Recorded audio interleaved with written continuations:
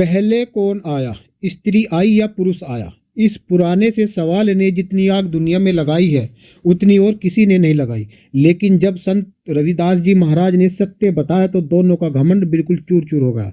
ऐसे गिरा जैसे तूफान में दिया गिर जाता है। सदियों की बहस मानो राख बनकर रह गई है। इस वीडियो को अंत तक जरूर देखें।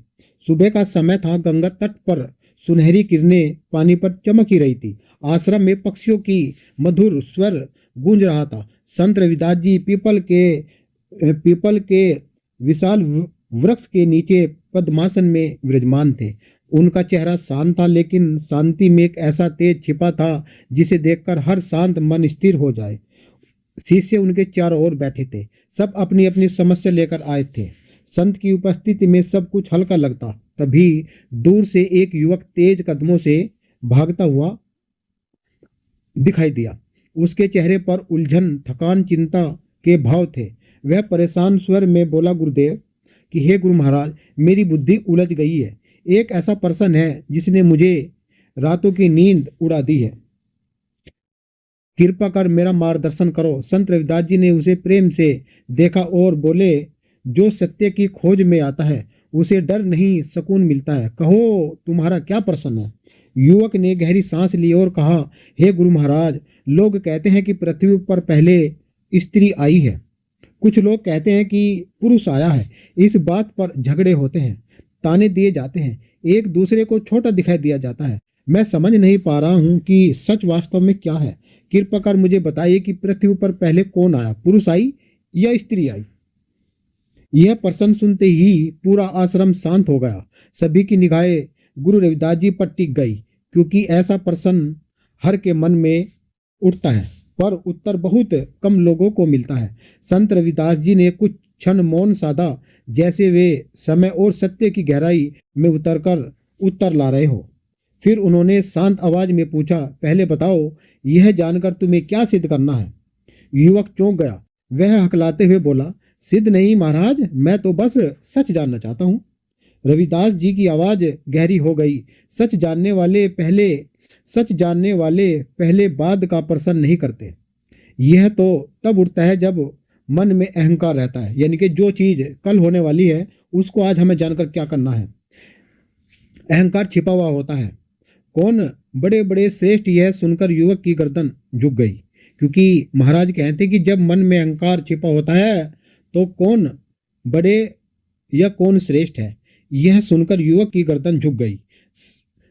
पर संत रविदास जी ने प्रेम से उसको उठाया और बोले, आओ मैं तुम्हें एक ऐसे सत्य से परिचित करवाता हूँ जो हजारों जन्मों का भ्रम तेरा तोड़ देगा। इतना कहकर उन्होंने पास रखे मिट्टी के घड़े को उठाया। बताओ, यह घड़ा पहले आया या मिट्टी आई? युवक बोला, महाराज मिट्टी पहले आई। कहाँ से आई? युवक ने कहा, धरती से आई। युवक चुप हो गया। रविदास जी बोले, सभी चीजें एक मूल से उत्पन्न होती है। जैसे घड़ा मिट्टी से आया, मिट्टी कहाँ से आई? धरती से आई। धरती कहाँ से आई? ब्रह्मांड से आई। इसी तरह स्त्री और पुरुष एक ही परम चेतना है, एक ही परम चेतना से उत्पन्न हुई है। सृष्टि की शुरुआत से दो नहीं एक से हुई है। महाराज कह रहे कि सृष्टि की शुरुआत दो से नहीं एक से हुई है। फिर उन्होंने दीपक जला। बताओ, दीपक पहले आया या ज्योति?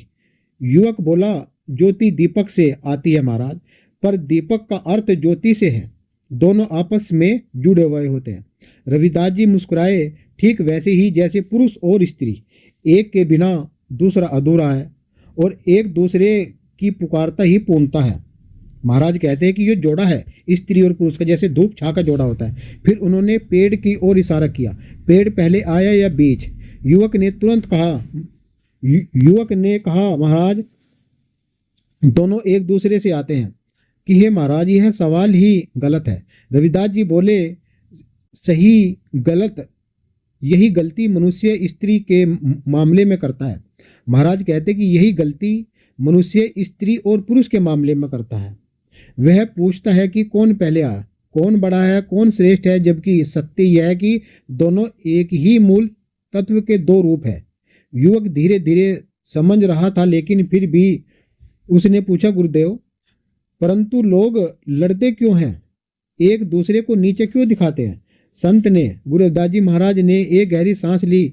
भ्रम का अहंकार, अज्ञानता, मनुष्य पहले चाहे वह स्त्री हो या पुरुष हो, अपने भीतर के अपने गुरु रविदास जी महाराज कहते हैं कि स्त्री हो या पुरुष हो, अपने भीतर के मैं को बड़ा मानता है।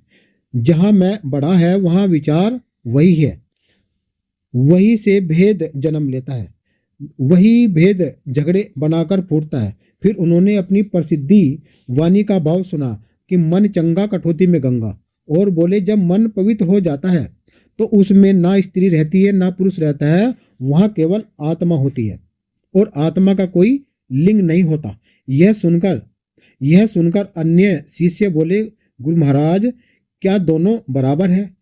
गुरु महाराज कहते हैं कि हंस पड़े, संत कहते हैं कि हंस पड़े बराबर नहीं, हंस बड़े बराबर नहीं भी दो होने का संकेत है। यह सत्य है कि दोनों एक ही शक्ति के दो रूप है, जैसे पानी और उसकी लहर। फिर उन्होंने युवक के सिर पर हाथ रखते हुए कहा कि हे प्राणी याद रखो ना, पुरुष पहले आया या स्त्री, पहले आया प्रकाश, परम चेतना, उसी चेतना से दोनों का जन्म हुआ। इसीलिए पहले कौन, यह प्रश्न अज्ञान है, दोनों का एक है या उत्तर ज्ञान का है। यह सुनकर युवक की आंखें भर आई, भाव विभोर होकर बोला कि हे गुरु महाराज, आज तक मैं गलत प्रश्न पूछ रहा था। असली सत्य तो यह है कि जो हम सब एक ही परम तत्व से आए हैं। रविदास जी ने उसे आशीर्वाद देते हुए कहा, जिस दिन मनुष्य समझ लेगा कि स्त्री और पुरुष दो नहीं एक है, उस दिन संसार का आधा दुख मिट जाएगा। गंगा की हवा शांत हो गई, जैसे वह भी इस सत्य को सुनकर झुक गई हो। आश्रम पर हर एक व्यक्ति उस क्षण उस ज्ञान से आनंद ले रहा था। इससे पहले कि हम आगे बढ़े, इससे पहले हमारे चैनल को आगे बढ़ा दीजिए। और टेकचंद रविदास जी यूट्यूब चैनल आपका स्वागत अभिनंदन करता है। और यदि आप हमारे चैनल पर गुरु रविदास जी महाराज जी की वीडियो देखना चाहते हैं तो उसको सब्सक्राइबर, लाइक और कमेंट जरूर कर दीजिएगा। जैसे कि गुरु महाराज कहते हैं कि मन चंगा कठौती में गंगा। देखिए साथ संगत जी, आज की कथा से अगर हमारे मन में जरा सा भी प्रकाश जलता है इस वाणी से, तो हमें अपने गुरु महाराज को मानना चाहिए और अपने अंदर के सत्य को जानना चाहिए। क्योंकि हर एक इंसान को ऐसा लगता है कि मेरे से बड़ा कुछ नहीं है, लेकिन महाराज कहते हैं कि बड़े बड़ाई और बड़े क्या बोल और हीरा मुख से कद कहे कि तेरा लाख टके का मोल। कि इस संसार के में कोई बड़ा नहीं है, कोई छोटा नहीं है। कोई हीरा कैसे कह देगा कि भाई मेरा 1 करोड़ रुपए का मोल है। ऐसे ही इंसान, स्त्री बड़ी हो या आदमी बड़ा हो, ये दोनों स्त्री पुरुष, लाभ हानि, मान सम्मान, जीवन मरण, धूप छाए, देखिए ये सब एक जोड़े के तहत आता है। सबके अंदर क्या है? एक आत्मा क्या? चेतना। जब गुरु इसको चेतना बना देता है, क्योंकि इस संसार में कोई भी जागृत नहीं होता, सब अंधकार में सोए रहते हैं, तो गुरु महाराज यहाँ इस पृथ्वी पर आते हैं और उस प्रकाश रूपी शब्द सबके भीतर घाल देते हैं। तो जब उससे चेतन होता है, गुरु के बिना कोई चेतन नहीं हो सकता। कहानी कि जिस जेवट दाता नहीं कि हर अपर पर सोए, और गुरु बिना सुगति न सत्य भरम कथय सब कोय। कि देव मुनि सिद्ध गुरु माने होए, कि धरती व्योम विचारिया तिससे भिन्न कोई। कि पातालपुरी जयकार धुन कछ मच भी धोए। कि इंद्र महेश गणेश गण पवन बयंतर तोए। कि ए सब बहुरे कीट सम साहिब लखा न जाए। कि हे मानुष तेरी सुगति गुरु सेवा से होए। कि कही रविदास भ्रमभीत मन खोए। महाराज रविदास जी ने बिल्कुल स्पष्ट रूप से बताया है कि इस संसार के अंदर यहाँ कोई बड़ा नहीं है, कोई छोटा नहीं है, केवल ज्ञान विवेक। जिसके अंदर ज्ञान होता है, विवेक होता है, और वो दूसरों को सम्मान देता है, प्रेम करता है। क्योंकि प्रेम रसायन एक अमृत है, जो उस अमृत को चख लेगा उसका जीवन सफल हो जाएगा। लेकिन यही बताया महाराज ने कि जो अहंकार में डूब जाता है, जो अहंकार में आ जाता है और वो बड़े छोटे में रह जाता है, वो इस संसार में यूँ समझ लो कि जैसे 2 गिलास होते हैं पानी के, और एक गिलास आधा है, एक फुल भरा हुआ है। तो जो उस फुल गिलास में आप पानी नीचे गिर जाओ तो वो तो भरा हुआ है ही। तो ऐसे ही घट भरा गुरु रविदास का, सब घट रहे खल्ली, एक घट भरा रविदास जी का इस संसार में। वे मालिक है, वे पूर्ण सतगुरु है, पूर्ण सत्ता के मालिक है। जैसे नानक देव जी, कबीर साहिब जी और जी गुरु गोरखनाथ जी और उस समय के जितने भी राजा महाराजा गुरु रविदास जी महाराज जी के चरणों में आए हैं, उनसे सब ने, रविदास जी महाराज ने सबको ज्ञान दर्शाया है। आज गुरु ग्रंथ पवित्र गुरु ग्रंथ है और गुरु ग्रंथ की शोभा बढ़ाई गुरु रविदास जी महाराज ने। नानक देव जी, गुरु गोविंद सिंह जी, उनकी सब की वाणी, गोरखनाथ की और जी कबीर साहिब जी की, इन सब की वाणी हमारे गुरु ग्रंथ, जो पवित्र हमारा गुरु ग्रंथ साहिब है, उसमें वे वाणी अंकित है। आज मेरा मानना है कि पूरा संसार गुरु महाराज की वाणियों से लाभान्वित हो रहा होगा, जरूरी है, ऐसा मेरा मानना है। मैं गुरु महाराज से प्रार्थना करता हूँ कि गुरु महाराज सभी पे अपनी दया मेहर करे और सबके घर में सुख समृद्धि लाए और सबको सद्बुद्धि प्रदान करे, और जितने भी संसार में जीव जंतु पशु पक्षी हैं सबका कल्याण करे और गुरु महाराज सब पे अपनी दया मेहर करे। मैं तो आपसे बस इतना ही कहना चाहूँगा कि यदि आप हमारे चैनल को सब्सक्राइबर कर दोगे तो आपका क्या बिगड़ जाएगा, एक लाइक कर दोगे तो क्या बिगड़ जाएगा बताइए। और यदि आपने हमारे चैनल को 5-7 लोगों में आपने यदि शेयर कर ही दिया तो आपका क्या बिगड़ जाएगा। हो सकता है कि गुरु महाराज आप पे दया कर दे। क्यों?